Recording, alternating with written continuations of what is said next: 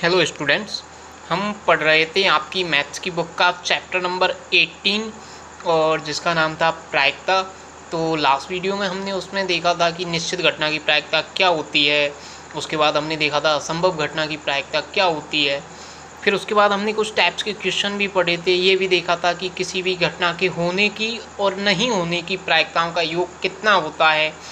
तो ये हम लास्ट वीडियो में देख चुके थे। अब उसमें आपको ये बताया था मैंने लास्ट में कि अभी आपके जो कुछ क्वेश्चन हैं जो आपसे पूछे जाते हैं 3 नंबर में, तो उनके कुछ टाइप्स रह रहे थे हमारे।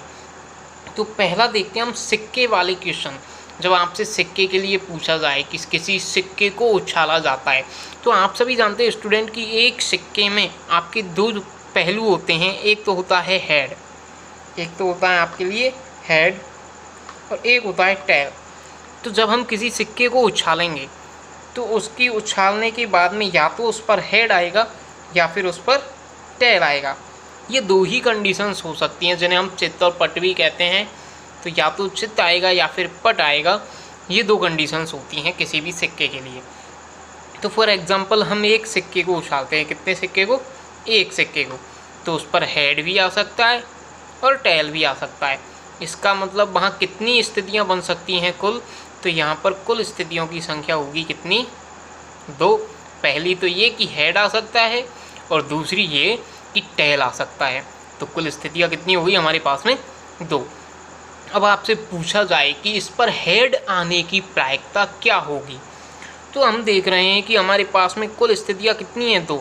और 2 में से कितनी स्थितियों में हेड आ रहा है? तो हम देखेंगे यहाँ पर कि एक स्थिति में हेड आता है जबकि दूसरी स्थिति में टेल। तो हमारे पास में हेड आने की स्थितियाँ कितनी हैं यहाँ पर?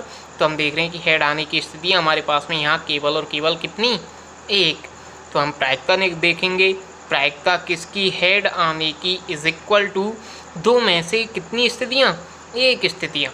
तो हेड आने की प्रायिकता हो गई हमारे पास में P of H is equal to 1/2, 1/2। ये तो हुई हेड आने की प्रायिकता। हमसे पूछा जाए कि टेल आने की प्रायिकता क्या होगी, तो वही तरीका है हमारे पास। तो कुल स्थितियाँ कितनी हैं? 2। और 2 में से टेल कितनी स्थितियों में आ रहा है? तो हम देख रहे हैं कि एक स्थिति में टेल आता है, तो 1/2 टेल आने की प्रायिकता हो गई। इस तरह से हम एक सिक्के को उछालने पर उस पर हेड या टेल आने की प्रायिकता को ज्ञात कर सकते हैं। ये तो हुई हमारे पास में हेड या टेल आने की प्रायिकता। अब हम आगे बात करते हैं कि इसी सिक्के को या फिर किन्हीं 2 सिक्कों को, या तो वो कहे कि किन्हीं 2 सिक्कों को उछाला जाता है या फिर ये कहे कि एक सिक्के को 2 बार उछाला जाता है, तो बात वही है।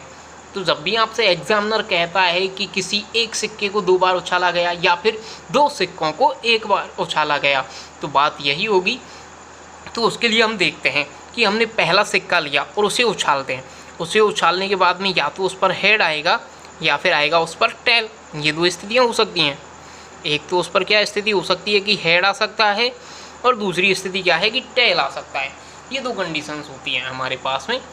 अब आपको पता है एग्जामिनर आपसे क्या कह रहा है?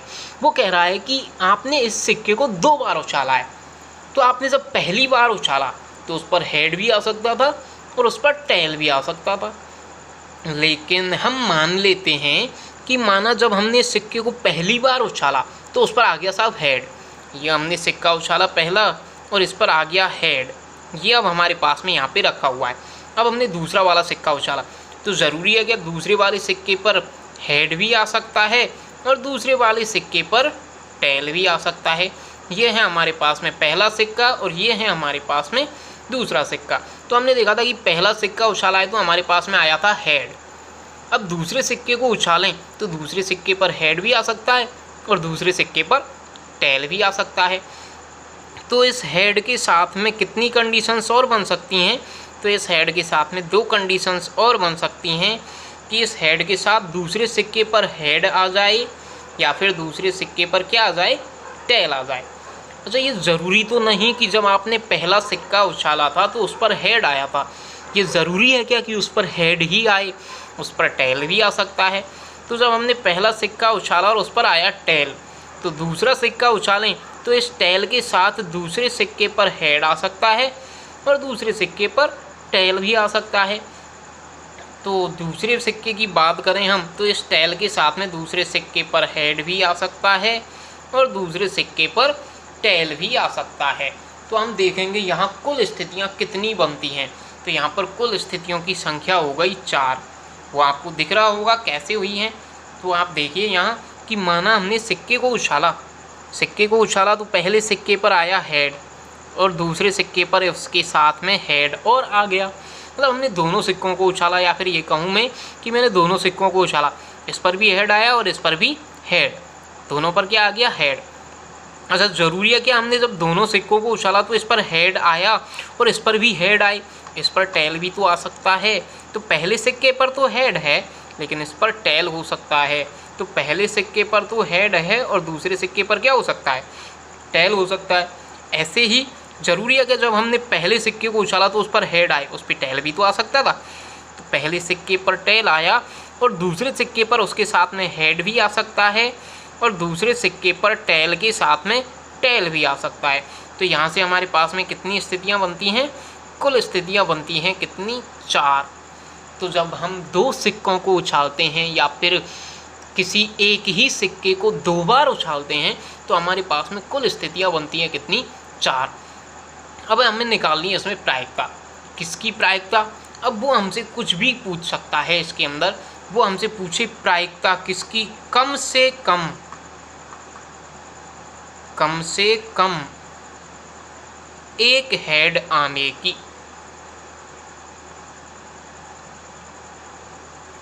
ये निकालना है हमें प्रायिकता निकालनी है किसकी, कम से कम एक हेड आने की।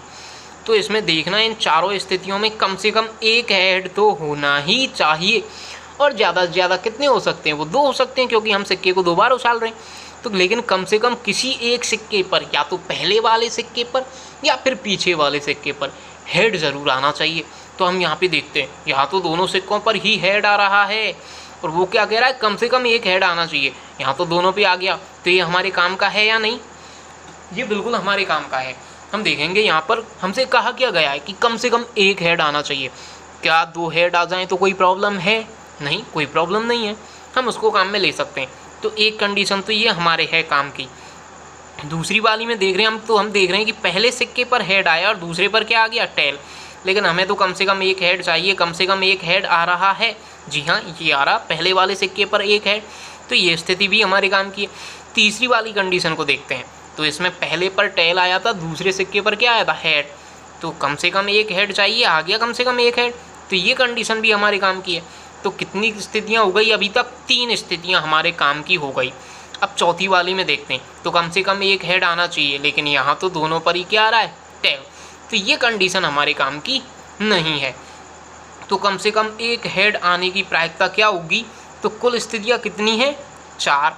और 4 में से कितनी स्थितियों में हेड आ रहा है, कम से कम एक हेड। तो 1, 2 और 3 स्थितियों में कम से कम एक हेड आ रहा है।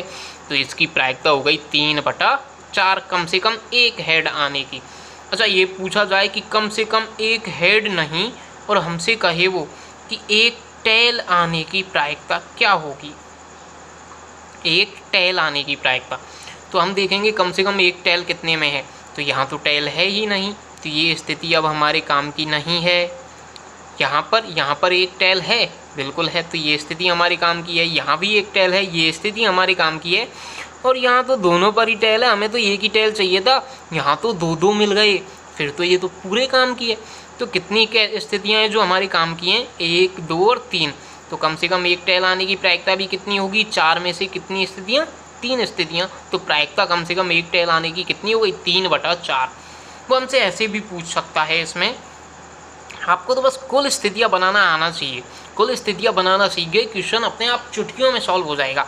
वो हमसे ऐसे भी पूछ सकता है प्रायिकता किसकी, 2 हेड आने की। 2 H आने चाहिए आपके, 2 हेड।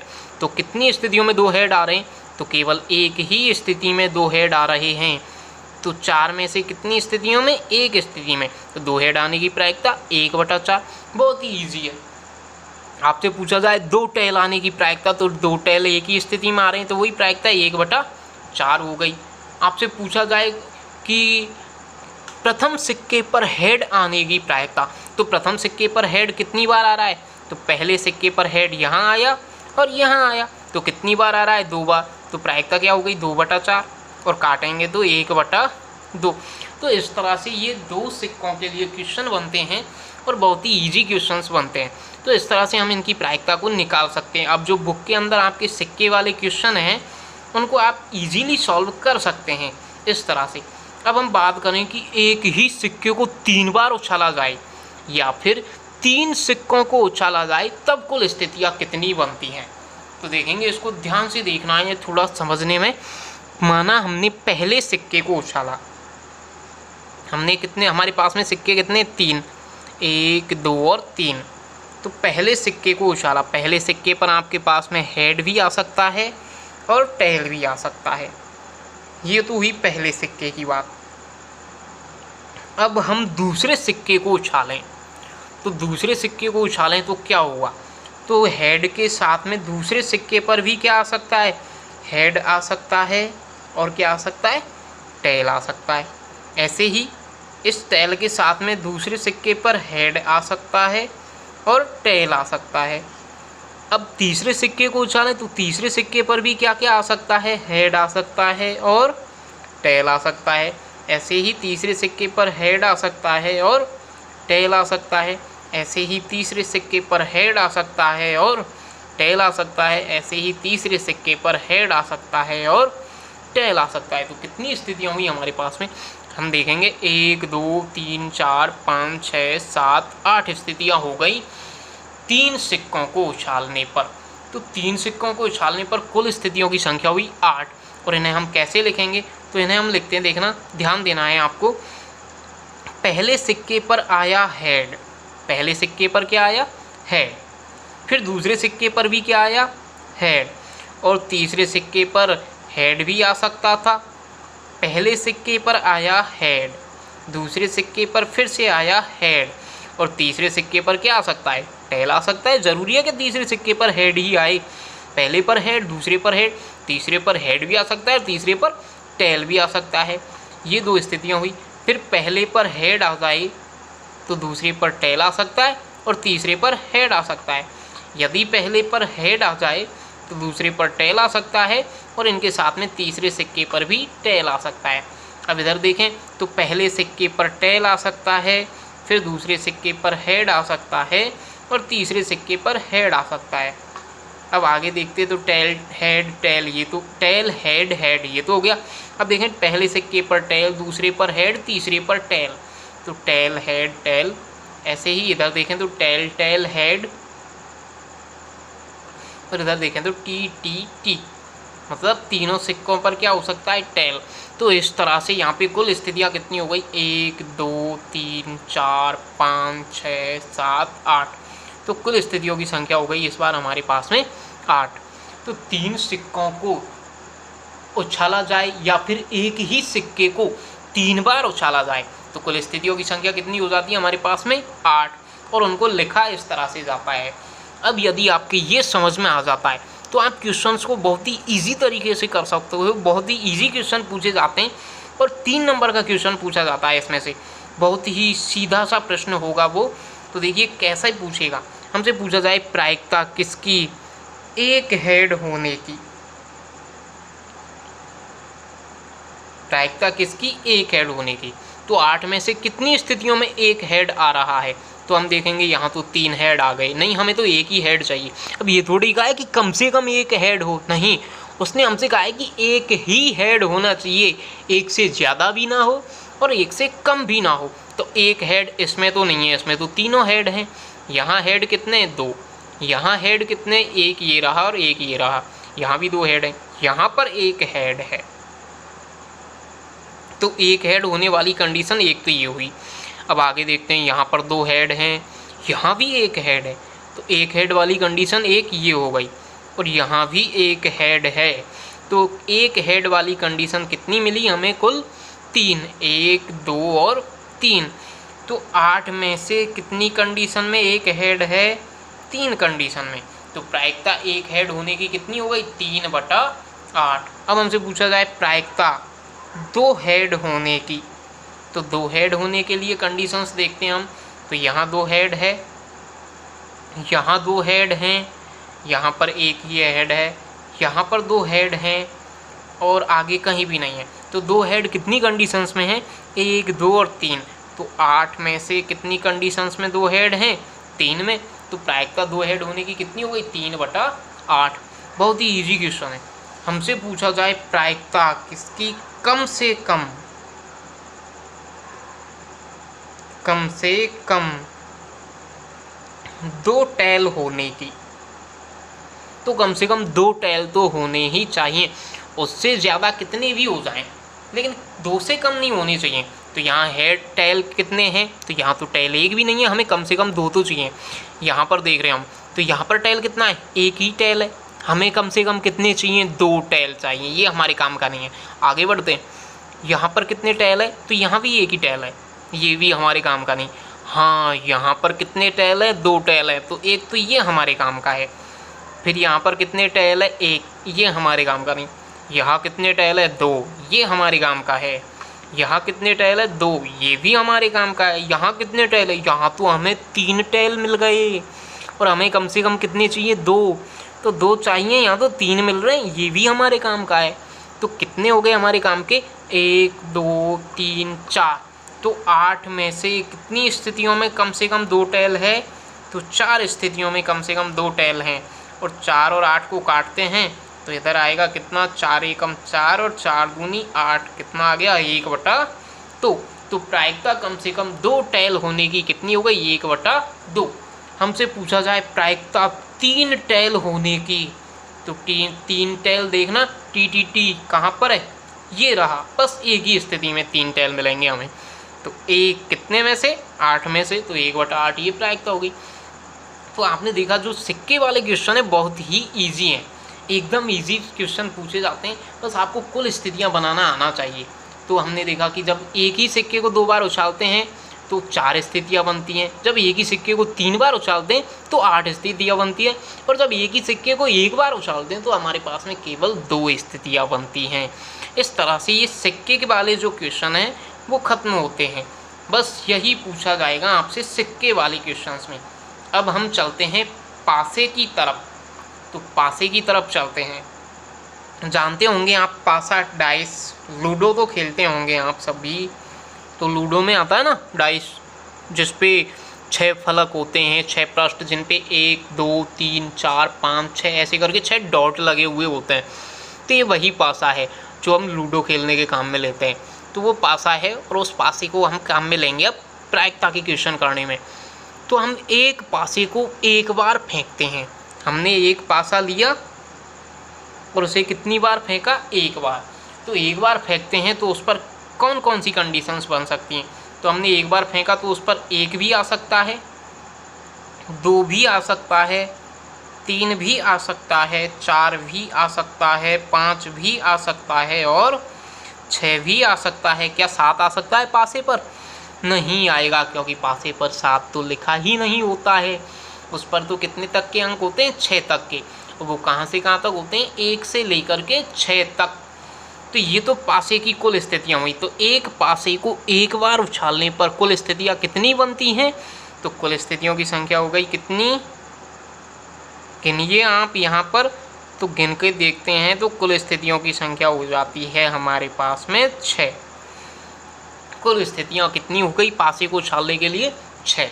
अब हमें प्रायिकता निकालनी है। तो हमसे प्रश्न पूछता है कैसे? प्रायिकता ज्ञात कीजिए किसकी? अभाज्य संख्या होने की। प्रायिकता किसकी ज्ञात करनी है? हमें अभाज्य संख्या होने की। तो कितनी संख्याएं अभाज्य हैं इसमें? तो हम देखेंगे कि 1 तो अभाज्य होती नहीं है। 2 अभाज्य है, बिल्कुल है। क्या 3 अभाज्य है? जी सर, 3 भी अभाज्य है। 4 अभाज्य नहीं है, क्योंकि 4 में तो 2 का भाग चला जाता है। 5 अभाज्य होती है। 6 अभाज्य नहीं है, क्योंकि 6 में तो 3 का भी भाग जाएगा और 2 का भी भाग जाएगा। तो अभाज्य संख्या कितनी मिली हमें? 3 अभाज्य संख्या मिलती हैं, 1, 2 और 3। तो प्रायिकता किसकी? अभाज्य संख्या होने की। तो 6 में से कितनी संख्याएं अभाज्य हैं हमारे पास में? 3। और काटेंगे तो 3 से 3 को काटा 1 बार और 3 से 6 को काटा 2 बार। तो प्रायिकता कितनी आ गई? 1/2। This is answer. बहुत ही ईजी क्वेश्चन है। अरे बहुत ही ज़्यादा इजी क्वेश्चन पूछे जाते हैं आपसे प्रायिकता में। मतलब 4 नंबर की जो प्रायिकता है, प्रश्नावली है आपकी, ये बहुत ही सीधी है और इसके 4 नंबर आपको यूं ही इजीली मिल जाते हैं। अब मैं बात करूं प्रायिकता सम संख्या होने की, तो प्रायिकता सम संख्या होने की तो हम देखेंगे यहाँ पर कितनी संख्याएं सम हैं। तो हम देख रहे हैं 2 सम है, फिर 4 सम है और फिर 6 सम है। तो 6 में से कितनी संख्याएं सम हैं हमारे पास? 1 2 3, तो 3/6 काटेंगे तो वही प्रायिकता कितनी? 1/2। अब हमसे पूछा जाए प्रायिकता विषम संख्या होने की, तो आप देख रहे हैं विषम संख्या कितनी है? वही 3 विषम संख्याएं हैं। पहली विषम संख्या ये रही, दूसरी ये रही और तीसरी ये रही, 1 3 और 5। तो वही 3 संख्याएं मिली, कितने में से? 6 में से। तो प्रायिकता वही विषम संख्या होने की कितनी हो जाएगी? 3/6 और काटेंगे तो 1/2। तो बहुत ही ईजी क्वेश्चन पूछे जाते हैं आपसे। इसमें आपसे ऐसे ही पूछा जाता है प्रायिकता 5 से बड़ा अंक होने की। प्रायिकता किसकी? 5 से बड़ा अंक होने की। तो 5 से बड़े अंक कौन है? तो क्या 1 5 से बड़ा है? नहीं। 2 नहीं, 3 नहीं, 4 नहीं, 5 5 से बड़ा नहीं है, 5 के बराबर है, तो इसे भी नहीं लेंगे। 6, हाँ ये 6 जरूर 5 से बड़ा है। तो कितने अंक 5 से बड़े हैं इसमें? 1, कितने में से? 6 में से। तो 5 से बड़ा अंक होने की प्रायिकता क्या हो गई? 1/6। This is answer. बहुत ही ईजी है। प्रायिकता 3 से छोटा होने की या 3 से छोटा अंक, तो आप देखेंगे 3 से छोटे अंक कितने हैं यहाँ? बिल्कुल आपने देख लिया होगा। तो 2 अंक हैं, 1 और 2, जो 3 से छोटे। तो 2 कितने में से? 6 में से। और काटेंगे तो 2 से 2 को काटा 1 बार और 6 को काटा तो 3 बार। तो प्रायिकता हो गई 1/3। बहुत ही ईजी क्वेश्चन है। इस तरह से एक पासे को उछाला जाए तो कुल स्थितियाँ 6 बनती हैं और उनमें से इस तरह से प्रश्न पूछे जाते हैं, तो हम इस तरह से उनकी प्रायिकता निकाल सकते हैं। अब आगे हम बात करें कि पासे को 2 बार उछाला जाए। क्या किया जाए? पासे को 2 बार उछालना है। इस बार आपको आप पासे को कितनी बार उछालेंगे? 2 बार। तो हम इस बार पासे को 2 बार उछाल रहे हैं। तो देख रहा सर, ये हमने पहले पासे को उछाला, ये हमारे पास में पहला पासा है, हमने इसको उछाला और इस पर कुछ भी आ सकता है। अब जब हमने इसको उछाला पहले पासे को, तो इस पर 1 भी आ सकता है, इस पर 2 भी आ सकता है, इस पर 3 भी आ सकता है, इस पर 4 भी आ सकता है, 5 भी आ सकता है और 6 भी आ सकता है। तो इस तरह से एक पासे को यदि हम पहली बार उछालें तो कितनी संख्याएं बन सकती हैं? उस पर 6 कंडीशंस बन सकती हैं। अब ये दूसरा पासा है, इस दूसरे पासे को हम फिर से उछालते हैं और इस दूसरे पासे पर भी 1 आ सकता है, 2 आ सकता है, 3 4 5 6, कुछ भी आ सकता है 1 से लेकर 6 तक। तो हम कुल स्थितियाँ कैसे बनाएं? तो ध्यान देना है स्टूडेंट। माना कि ये जो हमने पहला पासा उछाला तो इस पर आ गया साहब 1, कितना आ गया? 1।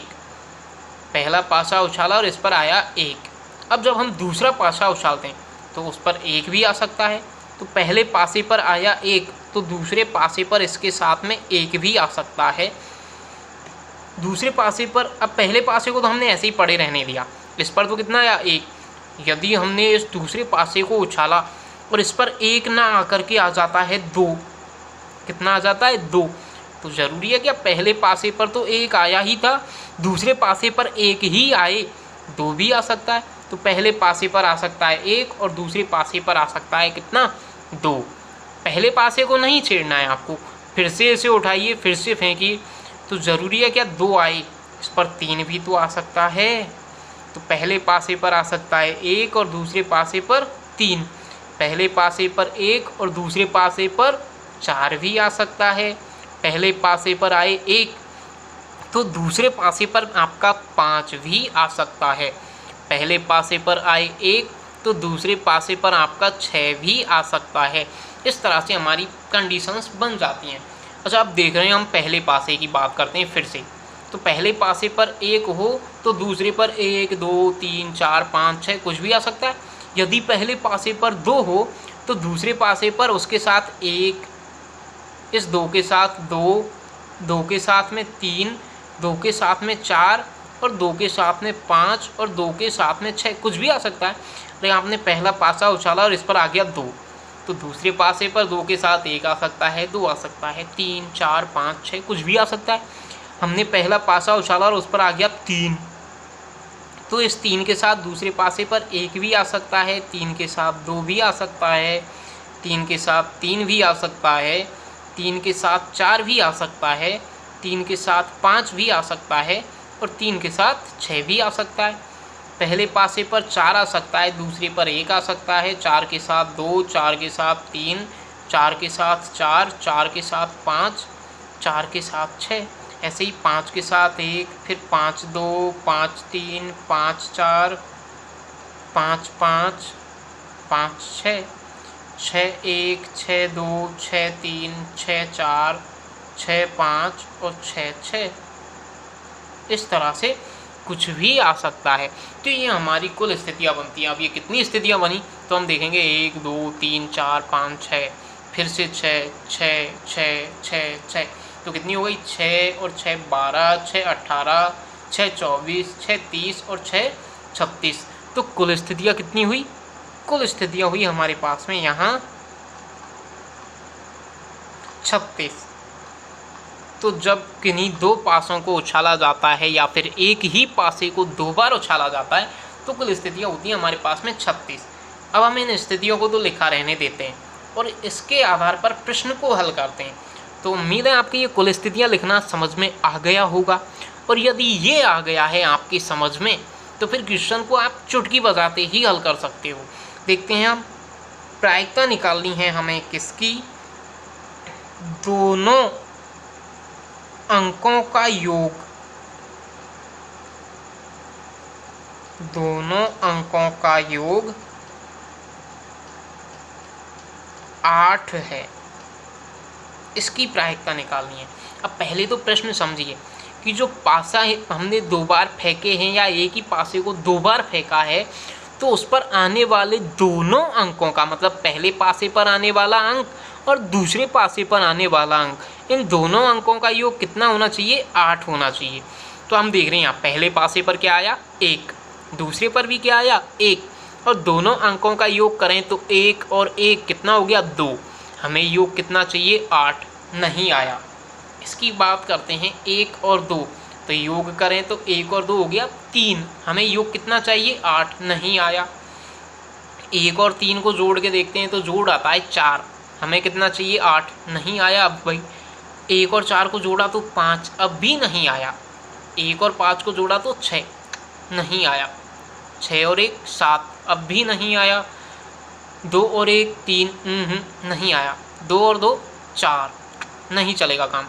2 और 3 5, हमें कितना चाहिए? 8, अब भी काम नहीं चल रहा है। 2 और 4 6, नहीं चलेगा। 2 और 5 7, नहीं चलेगा काम।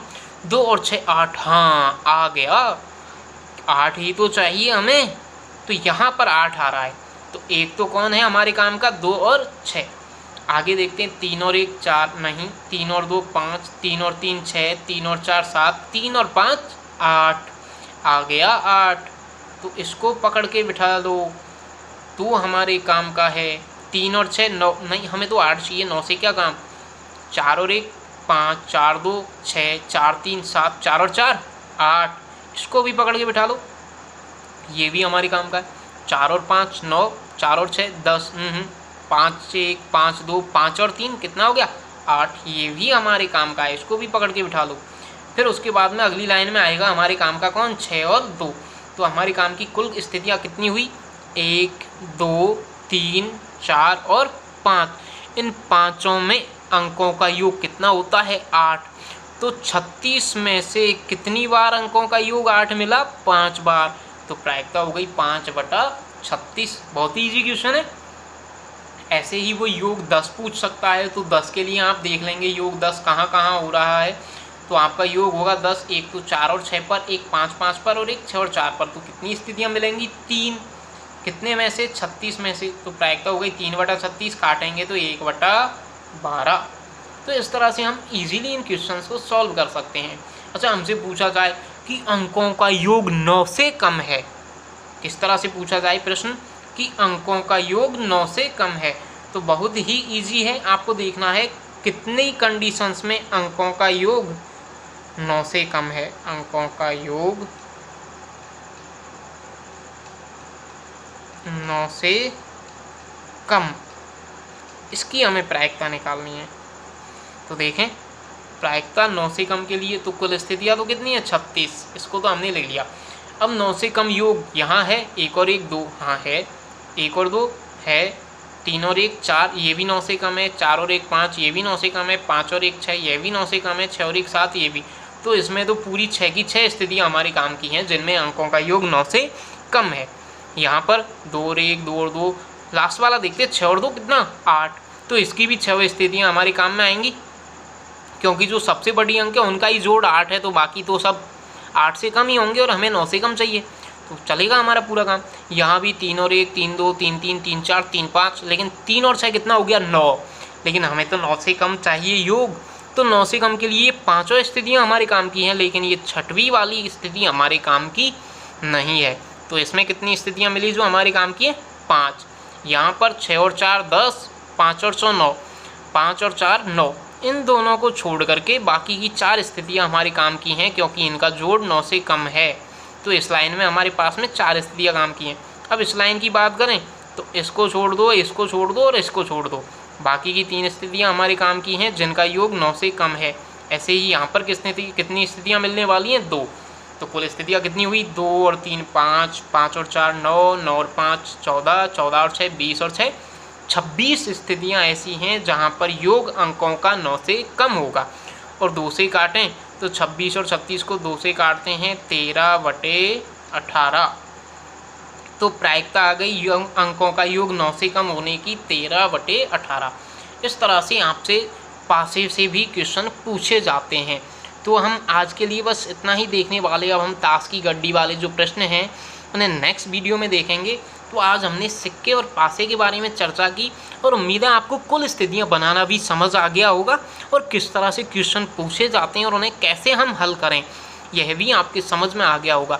अब आप अपनी बुक की एक्सरसाइज निकाल करके उसके क्वेश्चंस को सॉल्व कीजिए और यदि उनमें आपको कोई प्रॉब्लम है तो वो आप हमें कमेंट बॉक्स में जा करके कमेंट करके बता सकते हैं। उसके लिए आपकी प्रॉब्लम क्लासेस लगाई जाएंगी और वहाँ पर उनका सॉल्यूशन आपको बता दिया जाएगा। Thank you students.